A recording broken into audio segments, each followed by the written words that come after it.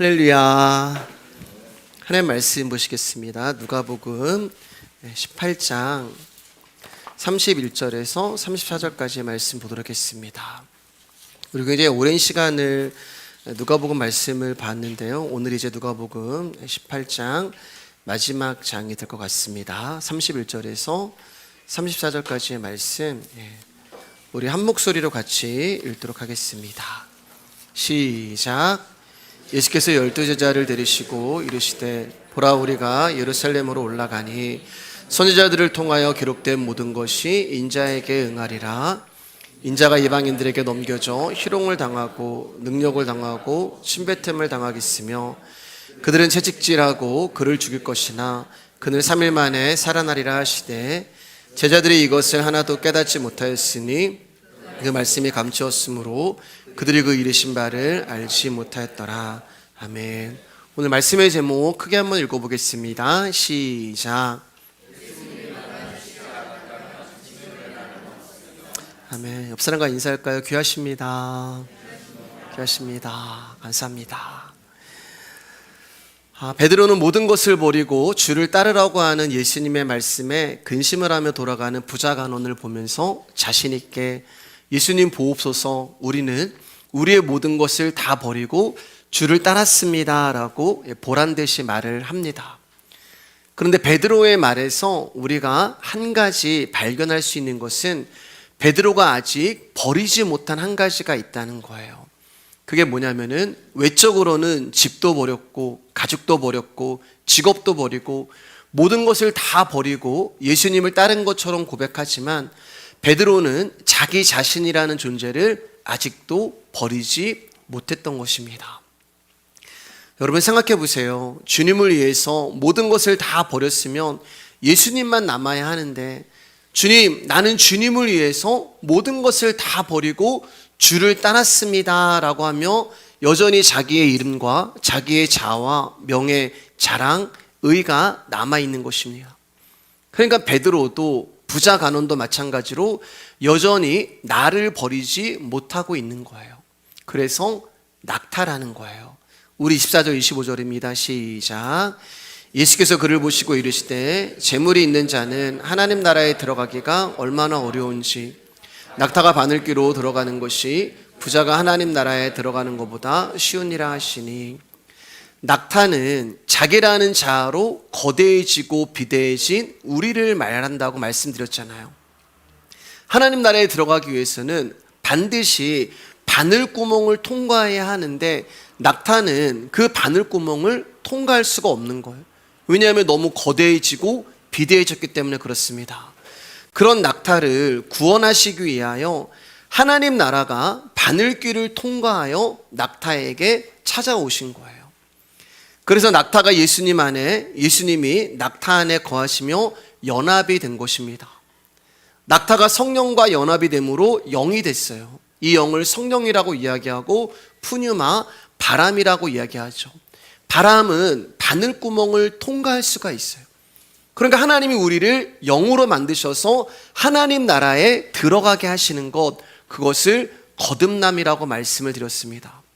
즉 자아라고 하는 존재로 거대해지고 비대해져서 부자가 되어버린 저와 여러분이라는 존재가 거듭날 수 있는 유일한 길은 우리에게 있는 것이 아니라 우리를 찾아오시는 예수 그리스도의 은혜밖에 없다는 거예요. 그래서 사람은 할 수 없지만 하나님은 할 수 있다고 예수님이 말씀하신 겁니다. 누가복음 18장 27절입니다. 시작. 이르시되 물은 사람이 할 수 없는 것을 하나님이 하실 수 있느니라. 하나님만이 하실 수 있어요. 우리를 구원하시는 일, 하나님만이 우리를 찾아오셔서 우리를 바람으로 만드셔서 당신의 나라로 데리고 들어가시는 이 일은 사람이 할 수 있는 것이 아니라 하나님만이 하실 수 있는 것입니다. 사람이 할 수 없고 오직 하나님만이 하실 수 있는 것이 바로 십자가예요. 십자가는 자기가 버려지는 곳입니다. 예수님은 자기 버림이라는 십자가의 길을 가심으로 자신에게 집착하며 이기심과 탐욕이 지배하는 죽음의 세상에 새로운 생명의 길이 되신 거예요. 그러므로 십자가의 의미를 깨달은 성도라면 결코 자기 체험을 위하여서 예수님을 찾을 수 없는 것입니다. 근데 오늘날 교회는 십자가를 말하나 자기 비움이 없습니다. 오히려 십자가를 말하면서 자기 체험을 위한 십자가를 증거합니다. 그러나 그런 십자가는 없어요. 사랑하는 여러분, 예수님을 따른다는 것은 자기를 채우기 위하여 믿는 것이 아니라 자기를 비워내기 위한 길이라는 것을 잊지 마셔야 하는 것입니다. 근데 제자들이 여전히 깨닫지 못하죠. 34절입니다. 시작. 제자들이 이것을 하나도 깨닫지 못하였으니 그 말씀이 감추었으므로 그들이 그 이르신 바를 알지 못하였더라. 그러나 제자들은 여전히 메시아이신 예수님이 하시는 말씀, 사람은 할 수 없지만 하나님은 하실 수 있어, 이 말이 무슨 말인지를 깨닫지 못하는 거예요. 예수님이 무엇 때문에 희롱과 능욕과 침뱉음을 당하시면서 십자가에 죽으시고 다시 살아나셔야 하는지를 도무지 깨달을 수가 없는 것입니다. 왜냐하면 아직 예수 그리스도의 때가 이르지 않았기 때문에 제자들에게 말씀이 감추어져 있는 거예요. 여러분, 감추어진 말씀은 오직 예수님이 드러내시고 보게 하지 않으시면 아무도 알 수 없는 비밀로 존재하는 거예요. 자, 이제 이 비밀이 무엇인지 이 다음에 이어지는 말씀을 통하여서 예수님이 우리 가운데 알려주시는 거예요. 누가복음 18장 35절입니다. 시작. 여리고에 가까이 가셨을 때 한 맹인이 길가에 앉아 구걸하다가, 이제 우리가 나눌 이야기는 예수님이 여리고에 가까이 가셨을 때 한 맹인의 눈을 뜨게 해주신 사건이에요. 그런데 성경은 친절하게도 이 사건이 어디에서 일어났는지 장소를 말씀해 주시는데 그곳이 여리고라고 소개를 하고 있어요. 우리가 잘 아는 것처럼 여리고는 출애굽 때 이스라엘 백성들이 요단강을 건너 가나안 땅을 향하여 나갈 때 첫 번째 만나게 되는 성이었습니다. 여호수아는 하나님의 말씀대로 제사장들이 언약궤를 메고 앞서고 백성들은 성을 하루 한 번씩 엿새를 돌다가 일곱째 날에는 성을 7번을 돌고 큰 소리를 외쳤을 때 여리고 성이 무너졌습니다. 그때 여호수아가 그 무너진 여리고 성을 보면서 이렇게 이야기를 해요. 누구든지 일어나서 이 여리고 성을 건축하는 자는 여호와 앞에서 저주를 받을 것이라. 그러니까 여리고 성은 저주받은 성읍을 의미하는 것입니다.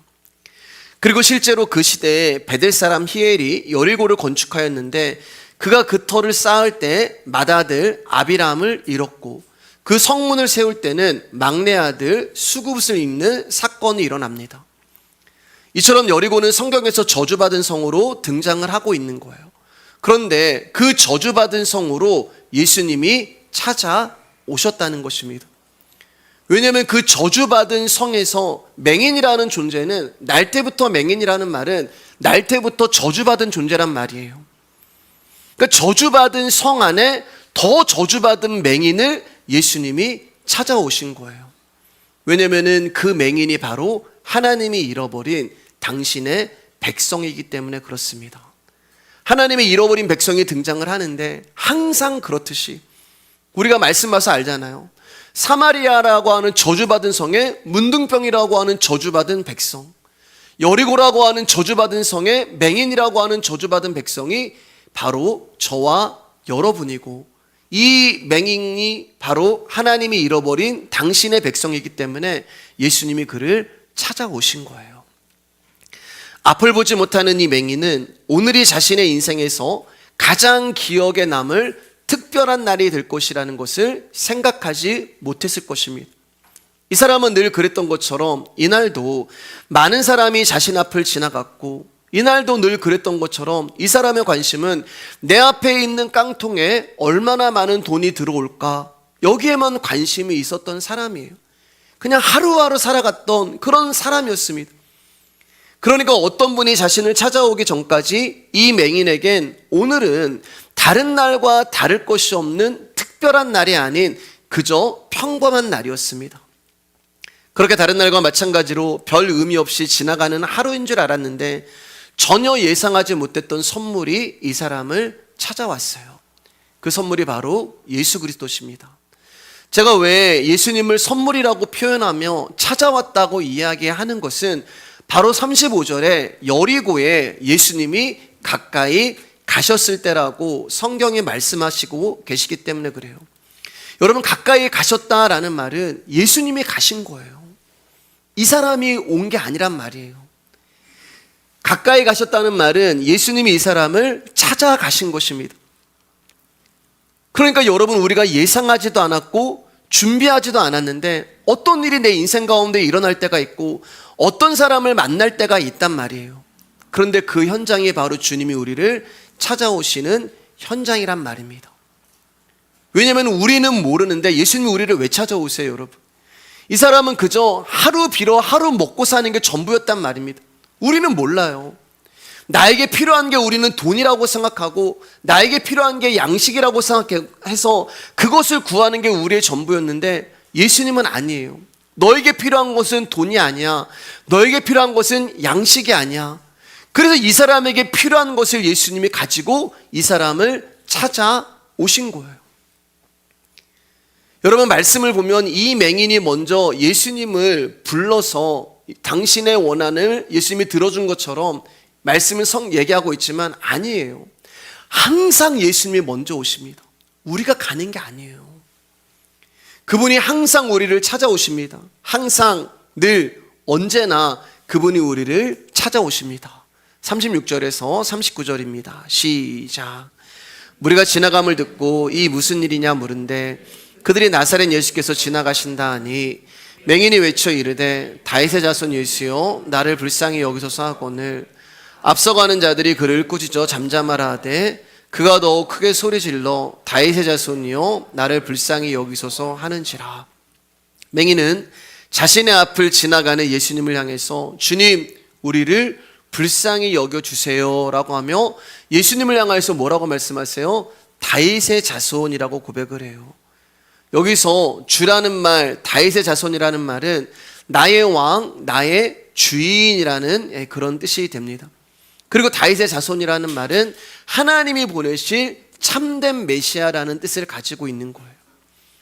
그러니까 여러분, 이 맹인은 예수님을 향해서 당신은 하나님께서 보내신 참된 구원자 나의 왕이십니다 라며 고백을 하고 있는 거예요. 여러분, 놀랍잖아요. 맹인은 앞을 볼 수가 없는 사람이란 말입니다.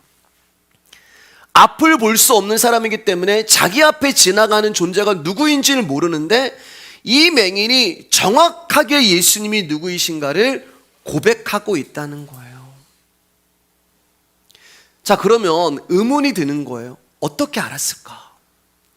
어떻게 앞을 보지 못하는 맹인은 예수님이 정확하게 누구이신가, 어떤 분인가를 알 수 있었을까?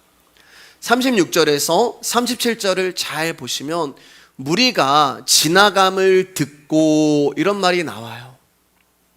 그리고 무슨 일이냐 물은데 그들이 나사렛 예수께서 지나가신다라고 말씀하세요. 그러니까 예수님이 지나가신다는 그 소식을 들은 것입니다. 들은 거예요. 앞을 보지 못하는 맹인이 어떻게 자기 앞을 지나가는 이 존재가 예수 그리스도 나의 왕이라는 것을 알 수 있었을까? 들렸기 때문에 그래요. 사랑하는 여러분, 말씀은 들리는 것입니다. 아멘. 예수님은 보이는 것이 아니라 들려지는 거예요. 말씀이 들려지는 것이 진짜 영성이란 말입니다.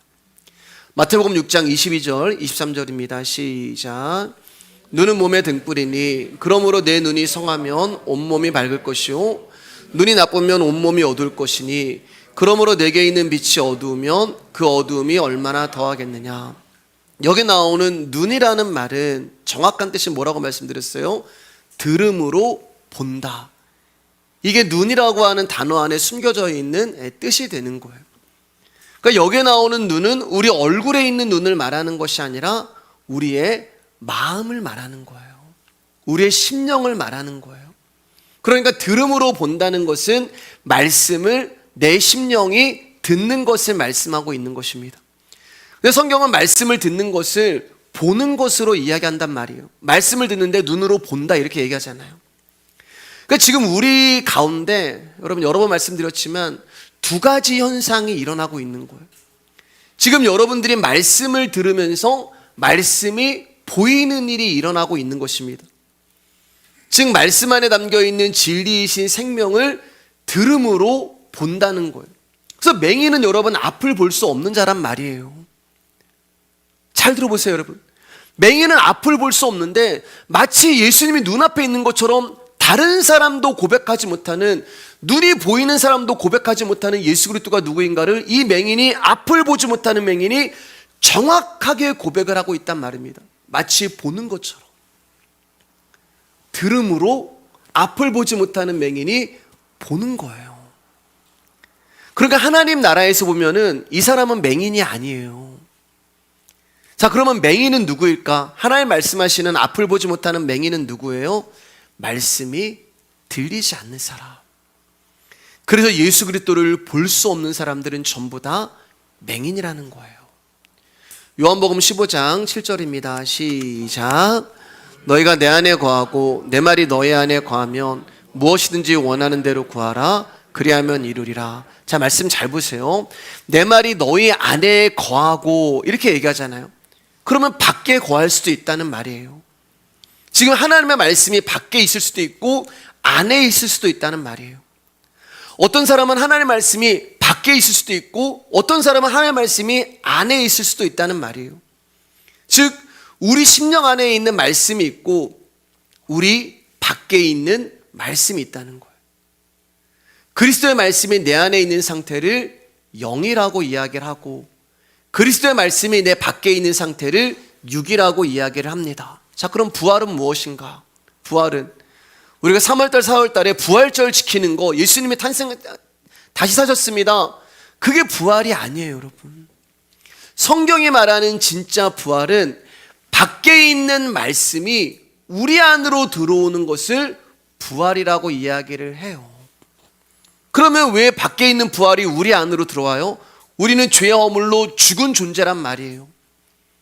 죽은 존재를 살리시기 위하여서 예수 그리스도의 생명이라고 하는 존재가 우리 안에 들어오셔서 우리 안에서 살아나시는 것이 부활이 되는 거예요.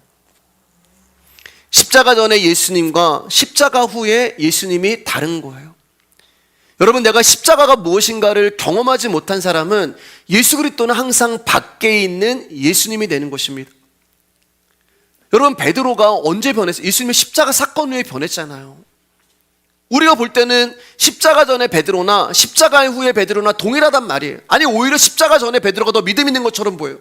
주님, 다른 사람은 다 주님을 버려도 저는 주님을 배신하지 않겠습니다. 우리 믿음 있는 것 같아요.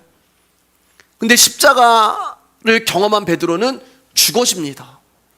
내가 믿음이 없고 주님을 향한 사랑도 없는 존재구나, 아무것도 할 수 없는 존재구나, 그 존재를 십자가의 말씀이 찾아가시는 거예요. 그러니까 우리의 신앙생활에서 여러분들이 십자가를 경험했냐 그렇지 않느냐는 천지 차이가 있는 거예요.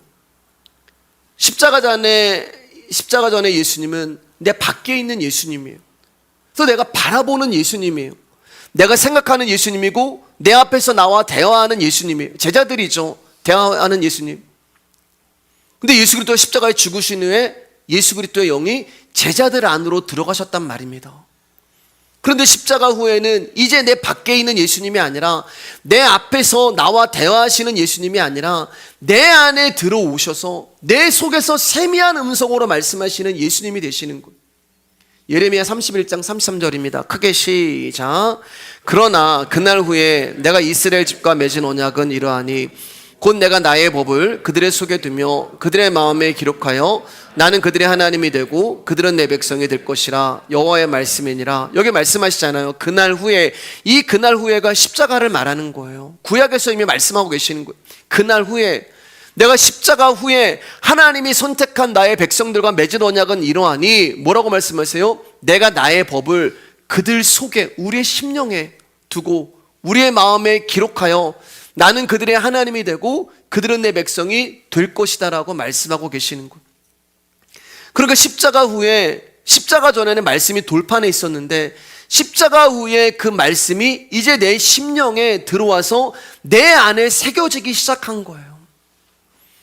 그 말씀이 내 안에 있는 사람만 하나님이 나의 하나님이 되고 우리가 그분의 백성이 되는 것입니다.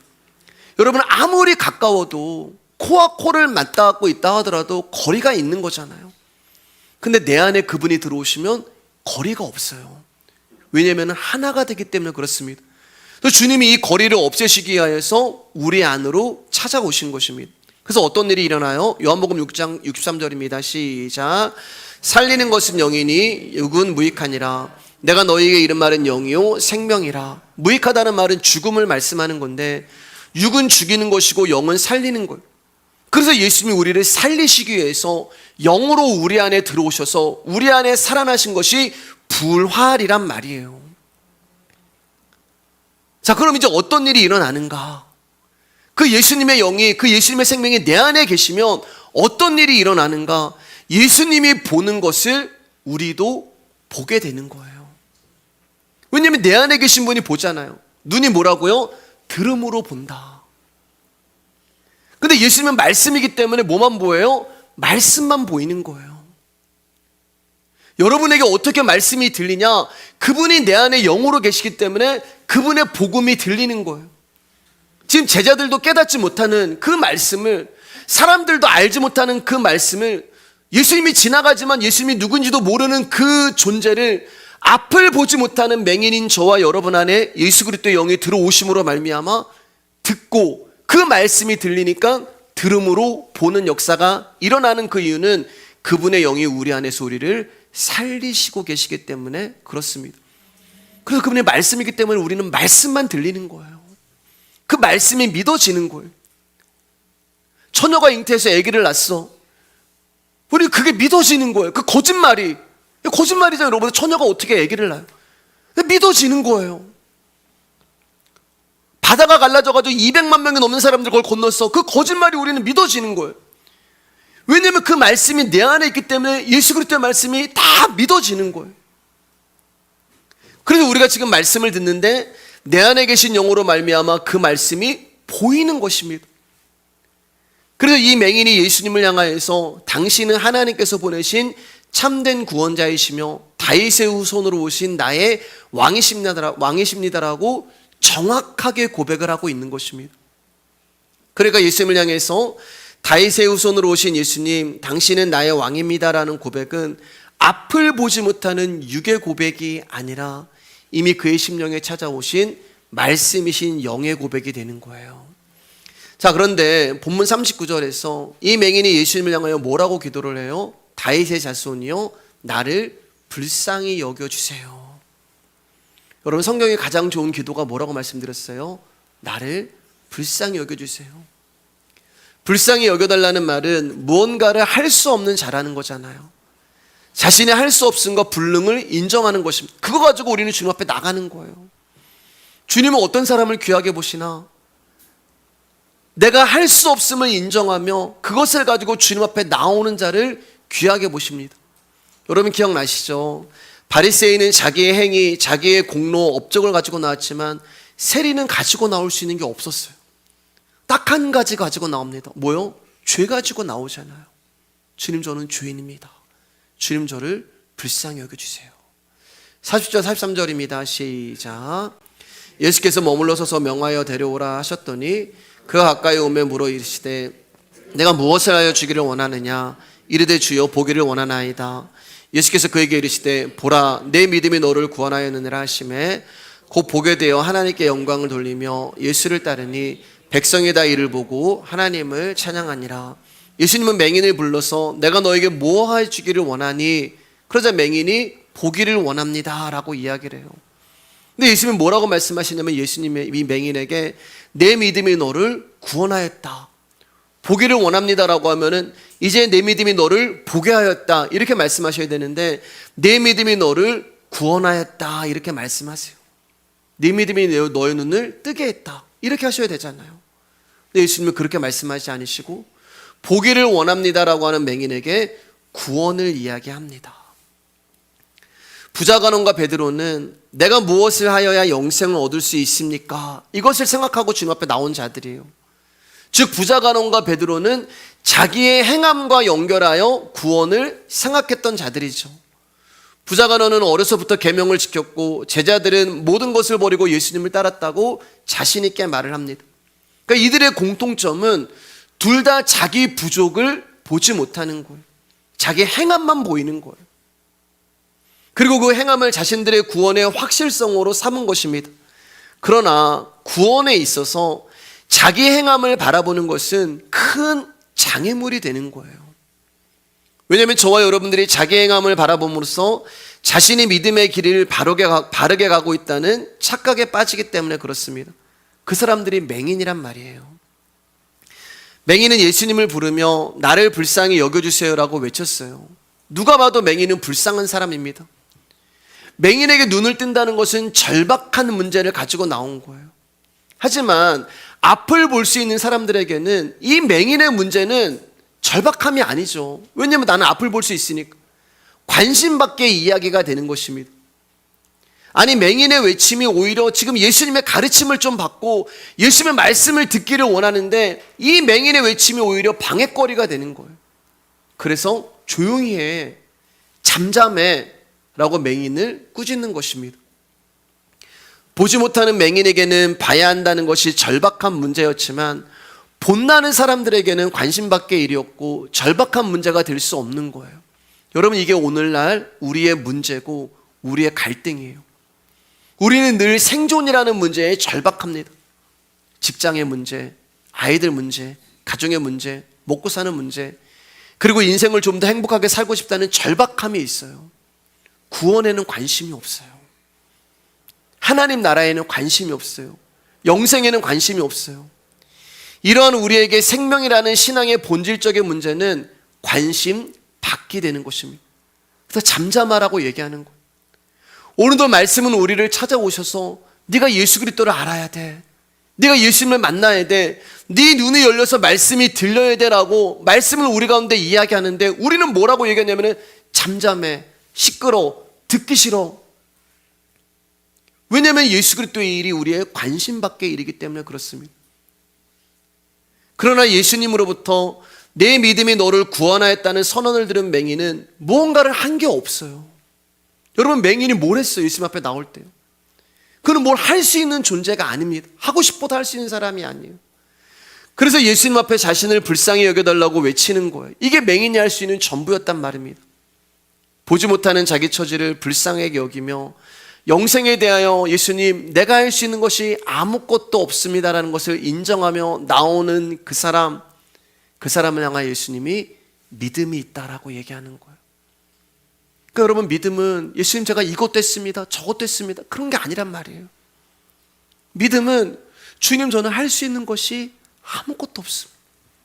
주님이 저를 구원해 주시지 않으시면, 주님이 저를 찾아와 주시지 않으시면, 주님이 저를 살려주시지 않으시면 저는 죽을 수밖에 없는 그런 존재입니다라는 것을, 나의 불능을 가지고 나오는 것이 믿음이 되는 거예요.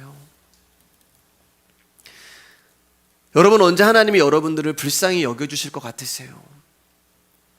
여러분의 영 깊숙한 곳에 주님이 나를 진짜 불쌍히 여겨주시는구나 라는 것을 여러분 언제 깨달을 때가 있으세요? 주님이 나에게 진짜 위로를 주시고 나에게 소망을 주시고 나에게 평강을 주시는구나, 여러분 그거 언제 깨달으세요? 혹시 여러분의 기도 제목이 응답이 됐을 때인가요? 자녀가 잘 되고 내가 원하는 것이 다 잘 될 때 주님이 나를 불쌍히 여겨주시는구나, 여러분 그렇게 생각하시나요? 저는 언제 저를 불쌍히 여겨주시는 하나님의 사랑을 느끼냐 하면 제가 말씀 앞에 머물 때 그 사랑을 느낍니다. 말씀을 준비하는 그 자리까지 가는 게 어떨 때는 너무 힘들 때가 있어요.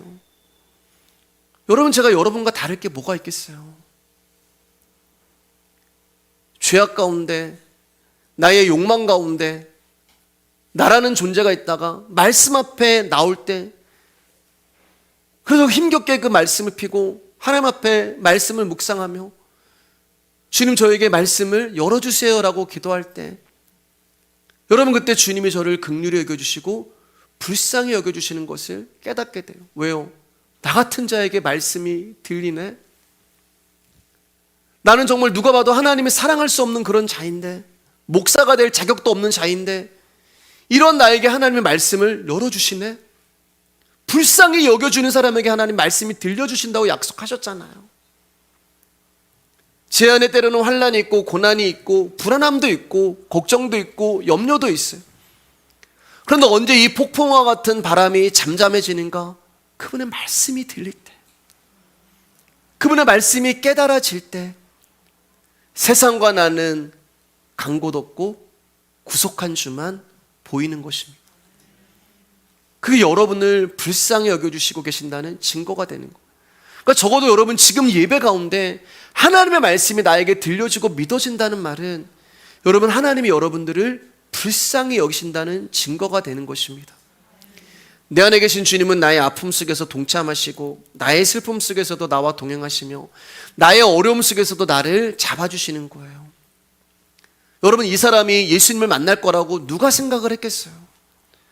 그날도 평범한 날이라고 생각을 했는데 예수님이 자기를 찾아올 것이라고 이 사람이 어떻게 알았겠어요? 우리는 몰라요. 잠시 후에 내 인생에 어떤 일이 일어날지, 내가 누구를 만날지 아무도 몰라요. 근데 주님은 아셔요. 주님은 우리의 길을 아십니다. 근데 그 우리의 길을 아시는 주님이 우리와 함께 하신단 말이에요. 여러분, 요한복음을 보면은 예수님이 나사로가 죽었다라는 그 말씀을 들었을 때 사람들이 막 울잖아요. 우리 오빠 나사로가 죽었습니다. 마리아도 울고 마르다도 울고 사람들도 울고. 근데 예수님께서 이제 잠시 후면은 나사로를 살리실 건데 그 사람들 향해서 이 믿음 없는 놈들아 울지 마. 내가 나사로를 살릴 거야. 너희들 이렇게 믿음도 없니? 그렇게 호통치지 않으셨잖아요. 여러분, 예수님은 우리가 울 때 예수님 뭐 하셨어요? 그때 같이 우셨어요. 마음의 교를 같이 하면서 그들과 함께 우셨습니다. 여러분, 예수님 여러분과 함께 울어주시는 분이에요. 우리의 눈물을 보시고 같이 울어주시고 예수님 마음 아파하시고 심령의 비통이 여겨주시며 우리를 불쌍히 여겨주시는 분이 맹인인 저와 여러분들을 찾아오시는 다윗의 자손 예수 그리스도가 되시는 것입니다. 39절 한번 읽으면서 말씀 이제 정리하도록 하겠습니다. 시작. 앞서가는 자들이 그를 꾸짖어 잠잠하라 하되 그가 더욱 크게 소리질러 다윗의 자손이여 나를 불쌍히 여기소서 하는지라. 여기 보면은 앞서가는 자들이 나오잖아요. 앞서가는 자들. 누구보다 앞서갔다는 얘기예요? 예수님보다 앞서갔다는 것입니다. 여러분, 우리는 하나님을 사랑하고 교회를 위한다고 하면서 예수님보다 앞서가는 경향이 많아요. 주님을 사랑한다고 하면서 나도 모르게 앞서가는 거예요. 여러분, 여기 앞서간다는 이 뜻이 무엇인지 아세요? 이들의 뒤에 맹인을 향하여서 꾸짖어 잠잠하라 이렇게 얘기해요. 지금 예수님은 맹인을 긍휼히 여기시는데 이 사람들은 맹인을 꾸짖어 잠잠하라고 호통을 치는 거예요. 그럼 이 말은, 앞서간다는 이 말의 뜻은 예수님 마음을 모른다는 거예요. 주님의 뜻과 생각을 알지 못하는 거예요. 강도 맞는 자가 피 흘려 죽어가는데 제사장이 그냥 지나갑니다. 왜냐하면 강도 만난 자보다 더 중요한 일이 제사장에게 있었거든요. 레위인도 지나갑니다. 왜냐하면 레위인에게 강도 만난 자보다 더 중요한 일이 있었거든요. 그런데 제사장도 레위인도 강도 만난 자를 구해주는 보다 더 중요한 일이 뭐예요? 교회 일이었어요. 제사장은 예배를 드려야 했고 레위인은 봉사와 헌신을 해야 됐단 말입니다.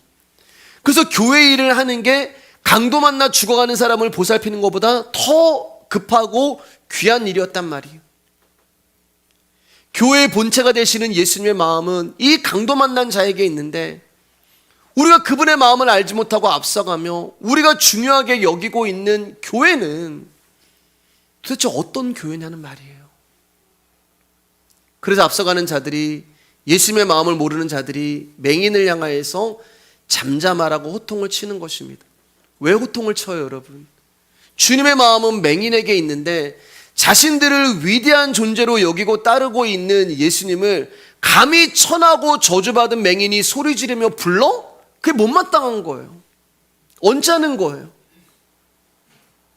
나의 뜻이 나오고 나의 고집이 나오고 나의 주장이 나오는 것입니다. 여러분, 우리 교회는 돌멩이가 되기를 원합니다. 여러 번 말씀드렸잖아요. 우리 교회는 높고 낮음이 있으면 안 돼요. 여러분, 우리는 돌멩이에요. 돌멩이는 볼품 없어요. 돌멩이는 쌓아지지도 않습니다. 쌓아지면 무너지고 쌓아지면 무너지고. 그러나 그 돌멩이를 귀히 여기는 예수 그리스도가 계시면 여러분, 우리 교회는 하나님이 불쌍히 여기시는 교회가 되는 것입니다. 사랑하는 여러분, 앞서가는 것이 중요한 것이 아니라 그분을 따라가는 것이 중요한 것이고 그분과 동행하는 것이 중요한 거예요. 예수님이 12살 때 절기를 지키러 예루살렘에 올라가셨다가 돌아가는 길에 마리아와 요셉이 예수님이 자기들과 함께하는 줄 알았거든요. 근데 앞서갔어요. 얼마나 많이 앞서갔냐면 3일이나 지나서 알았어요. 그만큼 예수님은 앞서갔어요.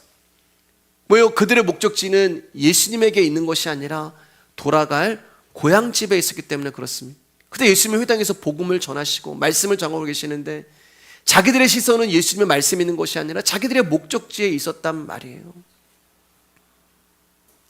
여러분, 주님과 동행하는 것이 중요한 것입니다. 내가 그분을 따라가고 있는가가 중요한 거예요. 이제 말씀 마치겠습니다. 우리에게 믿음의 눈이 있다면 길가에 있는 풀 한 폭이, 들에 피어 있는 꽃 한 송이, 하늘에 나는 새 한 마리에서까지 존재와 생명의 근원이 되시는 하나님의 은혜를 볼 수 있는 것입니다. 그럴 때 하나님이 거저 주신 은혜가 우리의 체험이 되시며 더 이상 채워짐에 목말라지 않아도 되는 은혜의 세계를 살아가게 될 거예요. 보게 된다는 것이 이런 것입니다. 보게 된다는 것이 우리를 이러한 은혜의 세계로 이끌어가는 것이라면 여러분, 우리는 당연히 봐야 한다는 것에 절박함을 가지고 주님 앞에 나와야 하는 것이고, 말씀이 들리지 않는 것에 대하여서 내가 목숨 걸고 주님 앞에 기도하면서 하나님 이것을 해결해 주세요라고 하는 절박함이 우리 안에 있어야 하는 것입니다. 그럴 때 맹인의 외침을 꾸짖는 것이 아니라 그 맹인과 함께 하시고 그를 불쌍히 여기시는 하나님을 발견하게 될 것입니다. 바울이 예수님을 만나지 않았다면 바울이 될 수 없는 것처럼 저와 여러분이 예수님을 만나지 않았다면 지금의 나는 없는 것입니다. 맹인인 저와 여러분들을 만나주시고 알게 해주시고 은혜를 알려주신 그 예수 그리스도 앞에 오늘도 감사하며 살아가는 우리가 되기를 주님의 이름으로 축복합니다.